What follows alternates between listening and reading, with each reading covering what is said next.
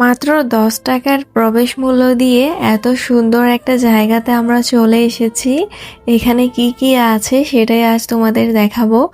জায়গাটাতে ১০ টাকা দিয়ে আসা কিন্তু সত্যিই অবাক করার মতো একটা বিষয়, তাও আবার রাঙ্গামাটিতে।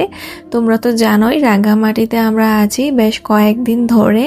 এখানের প্রত্যেকটা জায়গায় আমরা এক্সপ্লোর করছি।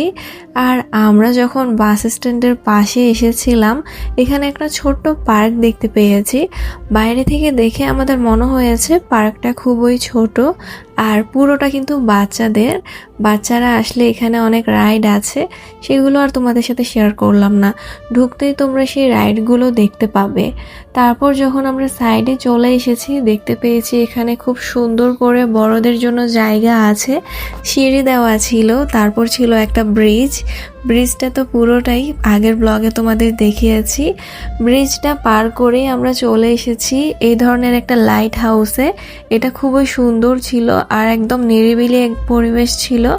যেহেতু এই যে পার্কটার কথা অনেকেই জানে না, এখানের যারা স্থানীয়রা আছে তারা তো জানবে, তবে আমাদের মতো যারা ট্যুরিস্ট আছে তারা খুবই কম জানে এই জায়গাটার কথা। আসলে আমরাও জানতাম না, আমাদের কাছে মনে হয়েছিল এটা শুধুমাত্রই বাচ্চাদের পার্ক।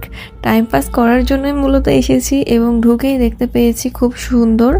আর যেটা কাপ্তাই লেক আছে, তার সবুজ সবুজ পানিগুলোও দেখতে পাচ্ছ কত বেশি সুন্দর লাগছে।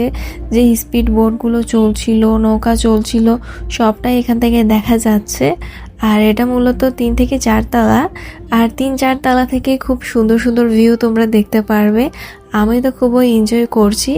আর বলছিলাম শহরে হলে এই পার্কটার প্রবেশ মূল্য আরও বেশি হতো, এখানে তো মাত্র ১০ টাকা। খুবই ভালো লাগছে, তোমরাও চলে আসতে পারো এখানে। মাত্র ১০ টাকা প্রবেশ মূল্য দিয়ে এত সুন্দর ভিউ কিন্তু অন্য কোথাও পাবে না। যাই হোক, ফ্রিতে প্রমোশন করে দিলাম তাদের পার্কের। আজকের মতো বিদায় নিচ্ছি, সবাই খুব ভালো থাকবে। আল্লাহ হাফেজ।